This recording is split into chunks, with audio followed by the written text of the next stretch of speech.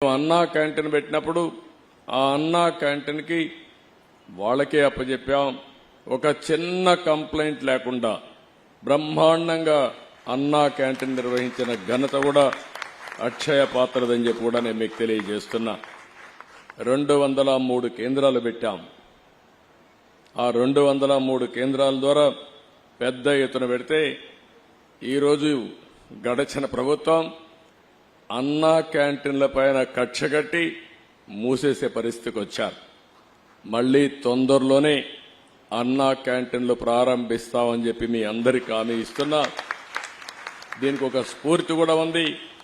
ఒక పక్క అక్షయ పాత్ర, ఒక పక్క నందమూరి తారక రామారావు గారు కూడా మొట్టమొదటిసారిగా తిరుమల తిరుపతి దేవస్థానంలో అన్నదానం ప్రారంభించారు.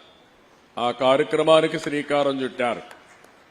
ఈరోజు దాతలకు కొదవలేదు. ఈ దేశంలో నమ్మకమైన వ్యవస్థ ఉండాలి.